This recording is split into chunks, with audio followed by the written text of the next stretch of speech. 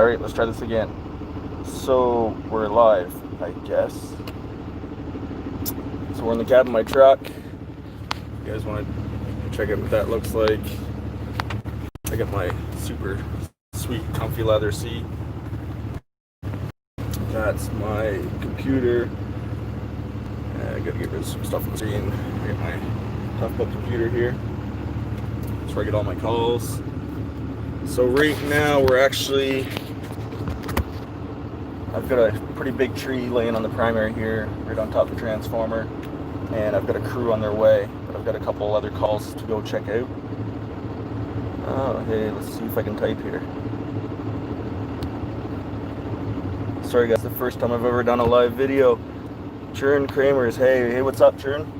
Probably saying that name wrong. Jump out of the truck here, actually, show you the tree we got. Pretty big pile. Crazy winds there last night. The butt of the tree there, going right up into the primary.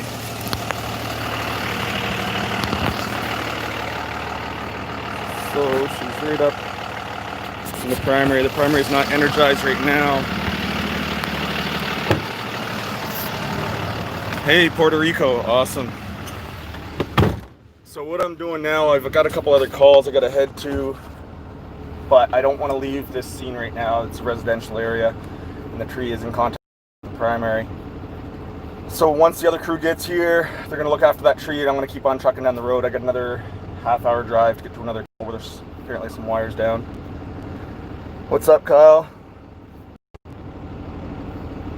So earlier today, I actually had a broken pole as well. We had some contractors come in. California in the house, what's up, man? Some contractors come in and help us set that pole. Our resources are a little screwed up right now with the whole virus thing going on, so we kind of have guys out riding around. There's no two-man crews right now. So, yeah, I'll show you around my truck a little bit. Brand new truck. It's a 2020. It's only got 9,000 kilometers on it. I put about 3,000 of those on today, I'm sure. Been out for about 12 hours already, so I gotta head home pretty soon. Lift Tech, what's up, man? I don't know what it's like for you guys in the States. We're allowed to work 14 hours. Once we hit 14 hours, we gotta be back at home no matter what. If we get stuck a long ways from home, we gotta shut the truck down and get someone to come get us. Shut my radio off here. Got some horses eating some hay beside me out in the country. I wish I had something a little more interesting to show you guys right now. Actually, my latest video, there's a couple comments I never answered. We'll go over some of those questions there. Chris Luna, I had a question. I'm in Florida. I would like to get into lineman work. Should I attend a school? Is there a way around schooling with no experience? All right, Chris, you're probably not watching, so I'll reply to that later. But for you guys watching, if you can get into a lineman school, 18 hours, Obi-Wan Kenobi, 24 in the past. Yes, sir. We used to work, my longest shift I ever pulled was 40 hours. They shut that down about 10 years ago. They brought it to a 16-hour cap. Now we're down to 14 hours max.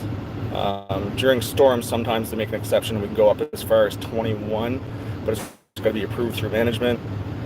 And it's only if it's a huge, like a real safety issue, we got to get some wires cleaned off the highway or something like that. But under normal circumstances, 14 hours, that's it.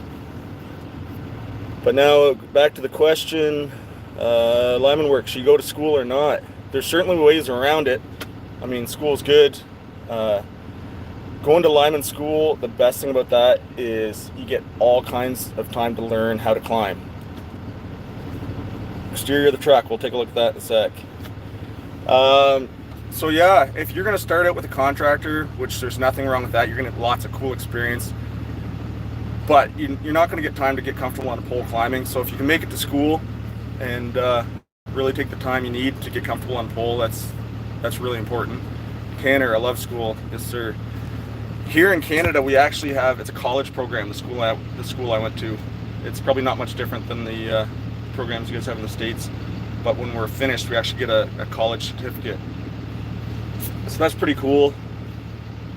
You guys want to see my truck? All right. How often do I use MAT? What's that? M-A-T. Twisted aim. MAT. Well, most of the math we use, it's already in our books. Like if I look up on the computer, anything I need to actually calculate is kind of pre-calculated. Like even for sag and wire, there's a formula to the tension. If you're working on a transmission line where the sag's more important, the calculation's already done for every wire size we run. All you got to do is plug in the distance and do a simple math formula. It's pretty easy. You hook a dynamometer up to the tower, that'll give you the weight. Other than that, once you're in the field, if you want to use the math, you can, for sure. I just dropped a tree the other day in between two houses, and there wasn't a whole lot of room. So I actually used the, I can't remember what they call it, SOHCAHTOA, the sign of the angle, opposite, all that stuff. Me and my buddy figured out the distance where the tree was going to land by making a 90-degree angle with the tree. That stuff's kind of cool. Chris Bauer, that's what I was asking the other day. We'll jump out and see the truck for a sec. There's a few things I don't really want to show on YouTube with the truck, just because there's a lot of steps in the area and stuff lately. But so I just got a little single axle material handler right now. Actually, you guys might think this is kind of cool. I got my cone rack here. Now these cones are a pain in the butt to lift off, they're so high. So I actually had this thing built. Let me set you over here. Got a little hinge on her. Boom, cones come down. Way easier on my back. Gonna work. So up in the back of the truck, I do a lot of maintenance on lights and stuff when I'm not busy. So I put all my light stuff in this till right here. Super easy access. I built a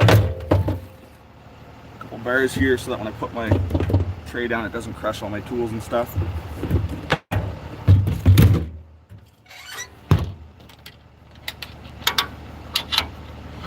Well, we took down a span of quad wreck today. That heavy stuff, that was fun. I just got a text from my partner actually. He's about a half hour away, he said.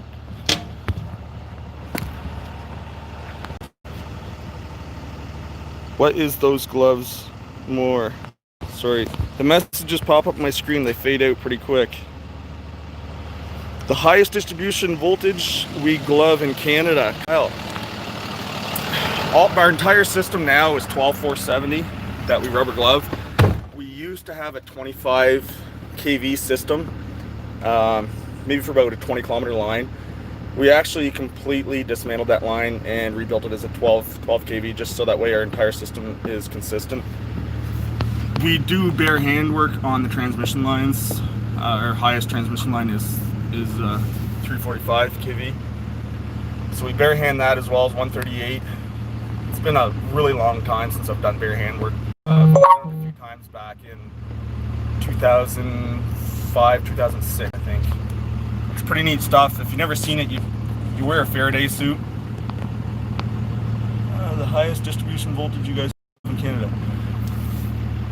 All Delta. No, we're all multi-grounded system here in, I was going to say Canada, but in this area anyways.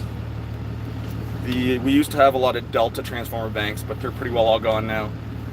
Some of the stuff we removed from our system over the last few years was there's no more Delta banks. You might come across one or two in the field. Same with live front transformers.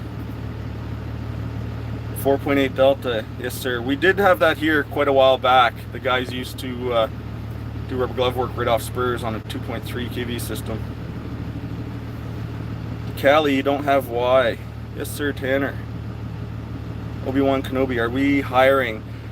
We're not hiring right at this moment, mostly because our crews are kind of screwed up again because of the the virus shutdown thing right now. Been doing a lot of secondary power line work with streetlights. Hopefully I can start ship soon. What kind of hard is that? It looks like a rock climbing helmet, by the way. It's Austin. Oh, hey Austin, what's up, man? It is a rock climbing helmet. We just got these in and got them approved to use on our line trucks, and it sits a little tighter on my head. I like it when you're climbing around a transformer bank. I find my other hard hat, the beak on it, fetches up on the wires and gets knocked off easy. And I got this chin strap on this one. It's been crazy windy the last few days, so that chin strap helps as well. I was actually going to do a live video earlier today when I was at the broken pole. I called for a backup crew and they showed up super fast. So just as I went live, the crew rolled in, so I had to hit stop and we got to work there. We actually, for some reason, they had like a 40-foot pole set in this guy's lawn just for a service loop. So we set a 30-foot pole and we used the machine to hold the pole and chop the bottom off, drop it down 10 feet in order to transfer it off a hook's a lot safer. How many volts are the hard hats insulated for? I'm not sure, man. I've never really asked, to tell you the truth. I know in our area we are not allowed to have hard hat stickers because they say that once they peel off, the goo gets dirt and stuff in it and affects their wings. 13.8. How often do you guys climb? Man, I climb every day. And it's awesome because it helps keep me in shape. I'm almost 40 years old now. Used to be in wicked shape, could do like backflips and stuff off the roof of my car. Would never try that stuff now. If I didn't climb, man, I'd be a mess. The climbing really helps keep me in shape. My whole town, the town I live in, there's about 20,000 people. And hey Ajax, thanks man. The town I live in is all back lot, the entire town. And man, it's a nightmare. I had a call this winter. It was 3 in the morning. And I could see from the ground that a 4-aught secondary connection was melted right off the front of the transformer. So we are allowed to climb. I'm allowed to climb by myself without someone else on site, as long as I'm not coming within 2 feet of a primary connection. So what I did was, using a hot stick, I opened the transformer, lifted the tap, climbed up the pole. The house was almost right next door to where I live. So when I got up the pole, I went to redo the secondary connection, and the melted wire actually melted the entire bushing right into the inside of the transformer. And that was back lot.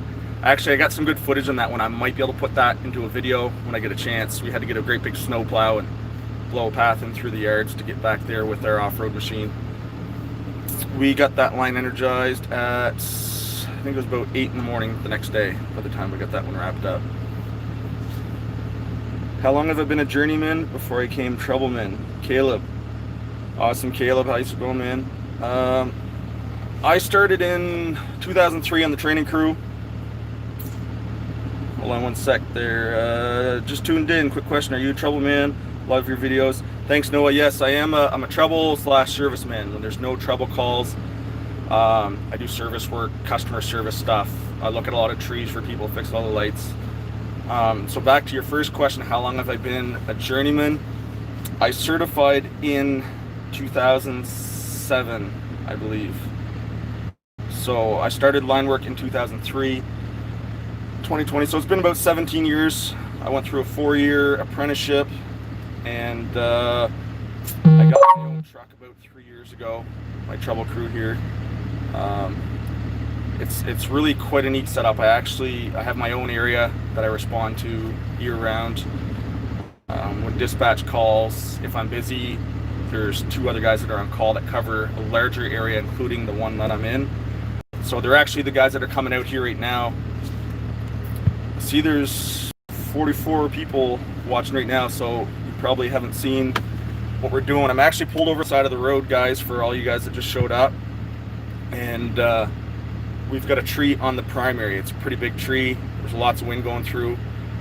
I've got a crew on their way here to look after the tree, simply because I got another call. I got to hit the road and check out another call. But I don't want to leave until the guys get here, because the tree is in direct contact with the primary right now. So I've opened the switch to make it a little safer. there was some sparks and a little bit of flames coming off the tree there. I'll show you that for the guys that are just showing up.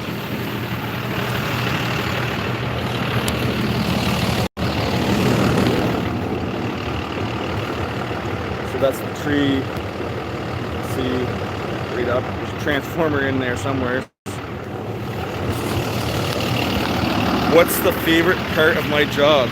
Luger 642. That's a super easy question. The favorite part of my job is that every day I'm somewhere is different. The area I cover takes like almost 2 hours drive from one end to the other. So, I mean, every day you never know what you're going to get into. I might be running a chainsaw for a week straight in a windstorm. A couple weeks later, I might be doing underground splices. There's a lot of diversity. It never gets boring. Plus, I got my own truck. Can't beat it. I just seen one pop up. Romerto, co-cutbacks. Our hydrocore is cutting 700 jobs for 4 minutes. Crazy. We actually sent most of our crews home when the initial outbreak occurred, and myself and 3 other guys in the area that run single-man crews were kind of putting out fires for about a week until we got things in order. So now that things are up and running, we've got crews, but they generally, one guy follows them behind the truck in a pickup truck, so there's no direct contact there, guys. But we're almost back up to force right now. Aiden, I love your videos. Thanks, man. I didn't see the rest of the message because it faded out. I wonder if there's a way I can see these messages on my computer screen. Don't even say the U word. I despise underground. It's not so bad, man.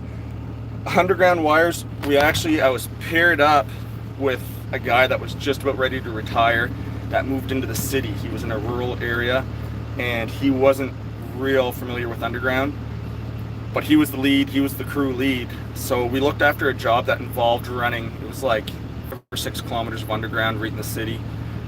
There's about 50 terminations that we had to do, all like 1000 MCM copper, 750 MCM copper, real big stuff for what we're used to anyways. And where he was pretty well ready to retire, he gave me the driver's seat and let me look after the job, and I learned a ton on that. It's kind of intimidating to when you first start running a few jobs on your own, no matter how much you think you're prepared for it. But I was underground, it was just mud. Yeah, so what else we got here on the channel? A few other questions I missed. I've seen quite a few guys agreed with the rubber glove and the bag thing. Yes, Jesse, I'm in Eastern Canada. I'm in the Maritimes, actually. I wasn't sure how guys were going to react to the rubber glove thing with the cuffs down, but that's something that some of the older fellas taught me right from day one. I had a guy, is underground more dangerous? Do you use tree crews much, or do you handle your own trouble with trees? It's up to our discretion. If we're in a storm situation, what they'll do, for myself for a storm, like I said, I don't usually have a partner. So they'll typically send an out-of-province contractor. They'll send a crew down from Quebec or something, and they'll follow me around. I'll hold the permits, look after the tailboard conferences, all that stuff. They'll typically go up there and do the work, unless it's something they're not familiar with. And then we'll also have a crew of arborists with us. Ashplin's a big crew, and we got some local contractors that are awesome. We got some guys that can drop anything. A tree like 70 feet high in between the houses, they'll climb up that like monkeys and drop branch by branch. Real good guys. We don't cut trees like that. I'm not going to climb up a tree and start lowering branches down on a rope. If I can reach it with my truck, I'll take care of it. Do a lot of butt cutting. This tree I showed you guys earlier, it's a fair size. We'll look after that ourselves. I'd bare hand underground primary before I do anything with underground. Yeah, underground can be a pain in the butt, that's for sure. Once you do a few terminations and splices, it's not so bad. Buck squeeze, switch to a Gelco. I got an old school belt. I tried one of those buck squeezes. I thought I was gonna love it, and I didn't. I tried it for a couple days. I got another belt at the house that's got the double D rings with the rope instead of the retractable lanyard. Any thoughts on spacer cable versus bare wire. Spacer cable. I'm assuming you call that stuff we call Hendrix. We got some tree wire, I guess we call it, and we run 7200 volts through it and have plastic spacers. It's for treat-in areas. It's all right if you're not going to be hanging transformers on it. That stuff's awful hard to skin, especially if you're going to try and skin it on the end of a shotgun. But it works good. She can lay right on the ground, and that won't trip, but that can also be a problem too, I guess. Is the buck squeeze mandatory in Canada like it is here in the States? The buck squeeze isn't mandatory yet. I got an old school belt with just a cross strap. The cross strap, having some form of fall protection, is mandatory, however. How did you get in line work back in 2003? Brandon Purdy. What's up, man? So, funny story. Back in 2003, I worked at a hospital. I was a nighttime supervisor / security for a hospital, and man, I seen some crazy stuff there. So there was a nurse at the hospital, and her husband was a lineman. So what I would do in the middle of the night at the hospital when things were slow, I would install stereos for guys in their cars. And the nurse see me doing that, and she said, "Oh, you like playing with electricity?" And I said, "Yeah, I guess so. 12-volt car stereos." She said, "My husband's a lineman," so I gave him a shout, told me about the trade, and that was that, man. I was in school about 6 months later, and never turned back since. Best decision I ever made, for sure. What else we got here? Oh man, Line School 101, fellas. Right on. Thanks, Obi-Wan. A guy sent me a message after the last video I posted. I don't know if all you guys seen my latest video, 5 Bad Habits. And a guy sent me a message on Facebook. I'm not going to say his name. He said, "I bet you treat your apprentices like crap. If I were to work with you, I would rub Penetrox all over your steering wheel," and then called me a dick. So I didn't respond. I just blocked him. But it's crazy some of the messages you get when you do online stuff like this, guys. You really got to learn to ignore it, block it, and move on. Most of you guys that watch the videos are awesome. I've learned a ton of stuff from people all over the world. It's really cool. I just got a message from my fiance. Listen to this. She screenshotted me her Instagram. It says, "Hello, I would like to be your sugar daddy. I'm ready to spoil you financially. I will give you an allowance of $400 a week. Is that okay?" All right, I guess so. Oh, what do we got here? Oh, the messages faded off. I really got to figure out how to get those messages back. They show up on my screen for about 2 seconds and then they're gone. That sounds like someone that didn't make it to comment. Screw the haters. That's right, man. That's one thing I try my best with this channel. What's up, Luke? Hey, man. Kansas. Yes, sir. I'm trying to remember your message, Luke. You were going to school. You were starting climbing school. Oh, yeah, definitely. Obi-Wan. Yes, sir. Yeah, what I was saying though, doing this online stuff, I try to keep my videos clean, like no swearing, and I try not to talk down on other things.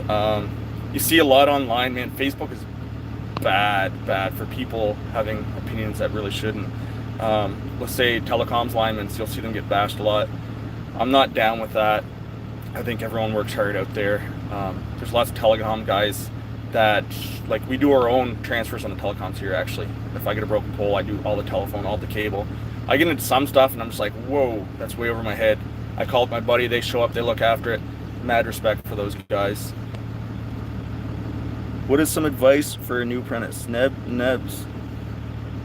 What goes through your head when you see shoes tied to the power lines? When I see shoes tied to the power lines, I'm thinking that somebody's selling drugs nearby, but I don't know if that's just a local thing or what. Advice for apprentices. I actually did a really cool video 2 or 3 weeks ago. Some advice for apprentices on my trip that were struggling. And I got a lot of patience with the apprentices, so sometimes they'll throw my way and kind of try to help out the guys that are struggling. And man, if they get the right attitude, I will work with you as long as it takes. If you're going to sit in the passenger side and kind of pretend to be a know-it-all, or if I'm trying to help you out and you're getting frustrated, I mean, everyone gets frustrated, but if you get the right attitude and you want to learn, if you have a passion for the trade, that's one of the most important things. I find the line work has changed a ton in the last 10 years. Used to go to work and there was a lot of disrespect towards the apprentices and stuff. A lot of people were talked down to. Since the new generation's kind of taken hold, there's a lot more procedural stuff, a lot more HR issues, a lot more guys working together. Currently in telecom, starting my hydro apprenticeship, and the message faded out. Man, I gotta like do a live thing at like 5 in the morning one of these days when no one's awake and try to figure out how to get these messages back, because that's a real bummer.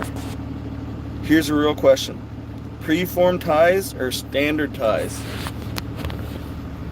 For primary, the only time we use preform ties is on a big interruption. Like if we're reconductoring, say like 100 span along the highway, we're gonna line up, say 10 crews, each crew gets 10 poles, here's your 10 preforms, here's your 10 pins, go to her. Other than that, we pretty much keep a roll of aluminum tie wire in our truck, man, just because it's more versatile, I guess. I don't want to be keeping preforms for every size conductor on my truck. It takes up a lot of space, so we pretty much roll with the aluminum. And for wedge clamps, most of the guys here use preform on the secondary. I'm kind of digging the wedge clamps lately. I find it just gives me a bit more room on the neutral, especially just hooking up services and stuff. Gives me more room for that neutral crimpet. Union or non-union, I am union man, but I have total respect for both sides of the trades. I will never talk down to a non-union guy, and I will never talk down to a union guy. I've worked with both. I've learned a ton from non-union guys around the area, so definitely mad respect for both sides. Did I ever participate in a Lineman rodeo? When I first come through the trade, we had our Lineman rodeo canceled because of safety issues. And at the time, the rodeo was kind of like up the pole as fast as you can, back down. That was it. Now there's more like, there's like the Hurt Man Rescue and hanging a transformer. It's actual line work in the rodeo, and it's more on precision, not so much speed.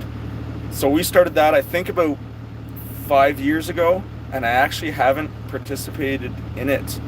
I don't really have any particular reason why I haven't. I like to race up and down poles. Does the primary and secondary use the same neutral? I'm going to say yes to that. In a multi-grounded system, the ground itself is actually considered also part of the return for the neutral. Our neutral is bonded ground at every pole. Losing the messages again. How often do I work on live primary? Since I've been on the trouble crew, man, I only get to work on live primary. Well, I do stick work on live primary all the time. That's every week for sure. But to rubber glove live primary, our area is divided up into a rubber glove truck, underground truck, service truck, construction crew. And when you're what we call a first class lineman, that's when you get your journeyman lineman. We rotate throughout those crews. And I worked a couple of years on the rubber glove truck. Loved it. It's super clean work. Now that I have a trouble crew, I don't rubber glove at all. I went up twice last year. Actually, I had a broken pole, and I grabbed one of the other trucks from the office so I could test out my rusty skills in rubber glove, and we floated the primary and set a new pole and tied it back in hot. And I went up in the air to do that, just where it's been so long since I'd rubber gloved. But now she's pretty well all stick work on my end of things, and pretty well do that at least once a week.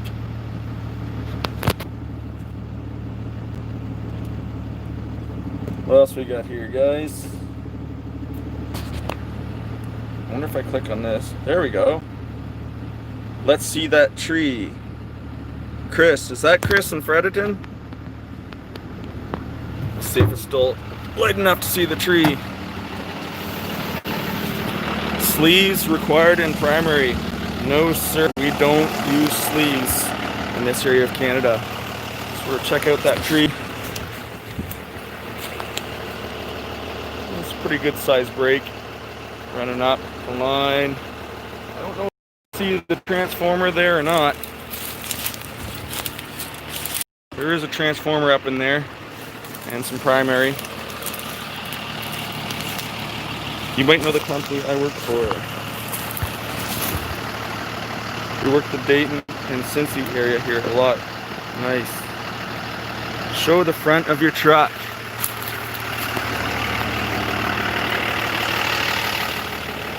This is the front of my truck. I actually got some new LED bulbs and man-day rock for driving these back roads. No squirrels died during this filming. No sir, not today. What's up, Mark? Thanks, man. The bins, I'm gonna wait on the bins. I want to make a video and I got to take some stuff out. I've had quite a few requests for that, guys, but I got a lot of really expensive tools in my tills and copper wire and stuff like that. My truck's been raided before, never where I park it at night, but while working on the road, staying at hotels and stuff, my truck's been raided and had my chainsaw and stuff stolen. It really sucks. So I'm gonna hold off on showing where I keep all my tools for now. Do all linemen work in unions? No, absolutely not. I'm gonna say most utility linemen are probably unionized. I've worked with quite a few non-union guys around here, and man, some of the best linemen I know. It's a different style of working. I mean, while working with a contractor, I should say, versus utility. There's a different pace to things. Being with the utility, you got to be like your first aid training, your chainsaw safety training. You got to be up to snuff on everything. So there's a lot of courses you got to go through every year. Takes up a lot of time. How about, oh, yo, about to pull up some 477 to a dead end. Nice. 477. Would that be all aluminum, Ricky? Would that have a steel core in that? How often do you get a call in the middle of the night while sleeping? Not too often, actually. That's one of the things I was worried about when I took over this trouble truck. Because before I did this, I was on call once every 2 months. So for a week straight, every 2 months, you pretty much just didn't sleep. And once I took over this area, I actually had a lot of anxiety going to sleep. I couldn't get comfortable at night because I was always scared of the phone ringing. But now that I've been doing this, running this trouble crew for 3 years, the phone wakes up. If the phone rings in the middle of the night, it's usually a house fire. Either a house fire or a storm or there's a major outage. Other than that, a lot of the calls, if they're not emergencies, they'll kind of put them on my computer and I'll see them when I get up in the morning. Steel in the center. Yes, sir, 477. I've never run that stuff. She must be heavy, man. The wandering stocks. Heard of them before, but never seen them. Besides us, the only two contractors are Elliott and High Tech. Ontario, I think I just seen that. Hello from Chatham, Kent, Ontario. Love your videos. How's the weather out east? So yesterday we had this wind, which probably had something to do with this tree, and I went over this little mountain in my area and there was all of a sudden like a foot of snow. It went from like +5 spring, 5 minutes down the road there was a foot of snow. It was pretty crazy. Went to school in Chatham. Oh, no way. Aiden. Chatham is not too far from where I'm at. Very cool. St. Clair, PLT. The Fat and the Furious.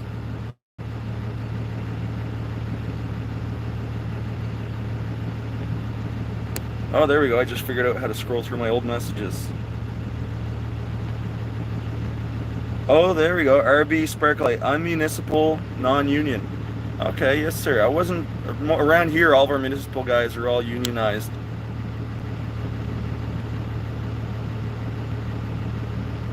Do you guys perform all electrical installations as per ESA regulation 2204? I don't think so. All of our stuff here in Canada is CSA standards.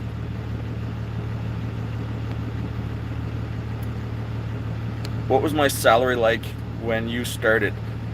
All right, you guys are gonna laugh at this one. Who wants to take a guess at how much I was making working on live primary the first month I started per hour? Any takers?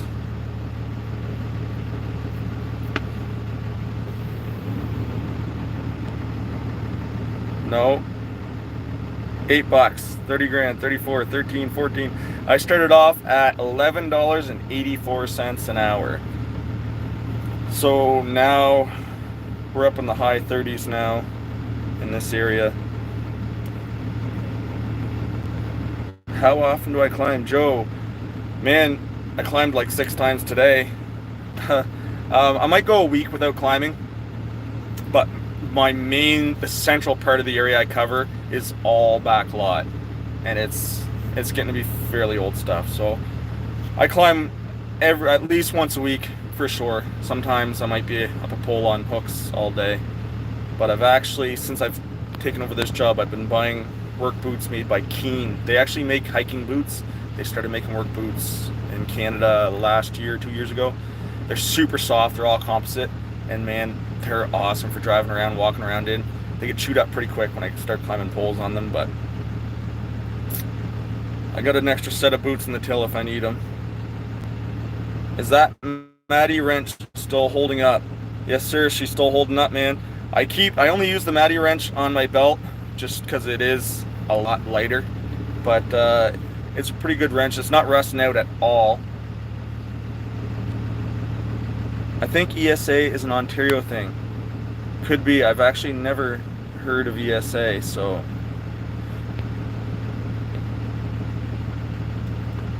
Have you seen the new Milwaukee underground cable cutter? I haven't seen the new Milwaukee one, no. We've got a cable cutter, and you can take a bundle of the triplex primary underground. I think it's #1 aluminum.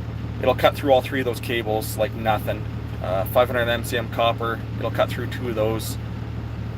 I've actually got a cutter on my new Milwaukee press for cutting guy steel. It works pretty good.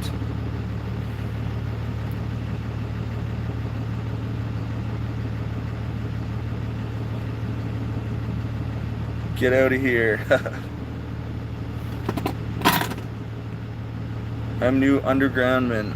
How can I learn the name of tools and learn what everything is called since I have no prior experience? I want to drive my lineman. I don't want to drive my lineman crazy. Any tip helps. Man, last year I made a video kind of naming some tools. I didn't have a whole lot of underground tools on the truck, but most of our underground tools had names that were like derogatory. I don't know if that's the right word, racist, stuff like that. And I was actually brought through the trade on the names of these tools. And it's kind of funny now when I work with a crew, if we're doing an underground splice or something, I yell to grab a tool. I'm not even sure really what to call it. So we just like, yeah, that thing that the wire goes around, because the name we always called it was racist and stuff. So, and again, that's what I was talking about with generational changes. That's stuff we're trying to get away from with the newer generation alignment. It's getting away from the bullying and stuff, I guess. Can you climb riser poles? Yes, we can. They suck to climb because the cable guard is like 6-inch steel, and usually there's a lot like telephone and stuff on it too.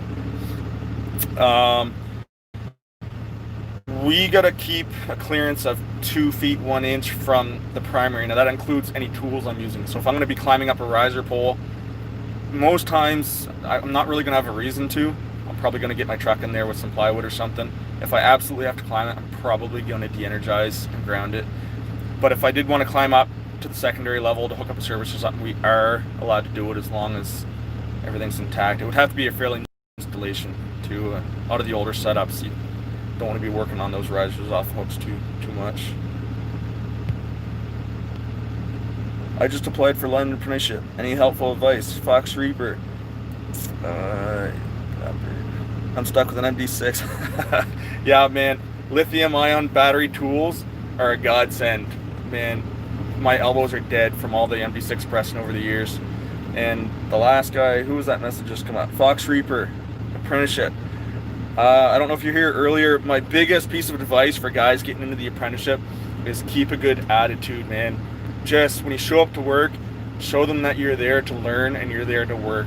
I mean, sometimes guys will show up and get offended if they make a mistake and they're corrected. If a journeyman comes up to you and he's like, hey, let me show you something, be grateful that he's willing to teach you something. And I mean, if you get the right attitude, you'll have guys lined up to show you their knowledge. It's a really great trade. It really is a brotherhood. Show the interior. We're getting dark in here now, man. I got to get another light installed here, but everything's computerized now. So we've got my tough book with the list of calls there. I got a couple more on the screen I got to get to tonight, maybe. Actually, since I got my new truck, I've got all of our paperwork organized in folders. We got some rollates for the heartburn. We got some more folders back there. Man, there's a ton of paperwork nowadays being a lineman. Locates. We're super busy doing locates. I've been doing that all week. I've probably done 60 underground locates for guys working in the area doing some digging. Bristol TN. I'm an electric lineman too. What's up, man? The line hook. Joe Groves, and don't stand around. Yes, man, don't stand around doing nothing.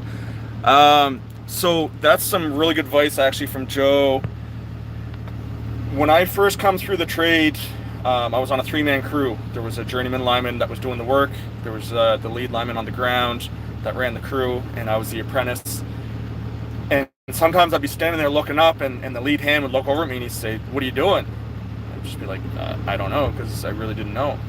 He said, "Well, what do you think he needs next?" And I said, "A crimpet?" He said, "Yeah, so go get the crimpet." And it didn't take long for me to figure out, you'll want to be, when you're watching the guy work, you're looking ahead at what he's going to need. If he went up in the air with everything he needs, and oh, I'm cutting out for some reason here. I'm kind of a ways out of town in the boonies. My phone keeps cutting out all of a sudden now. Hopefully I don't lose you. Do you like the verse lift compared to the posi? My first truck was a verse lift before I shouldn't say my first truck, it wasn't my truck, the crew. And man, the verse lift was awesome. So then we got posies for our material handlers. They rock. We got a Terex.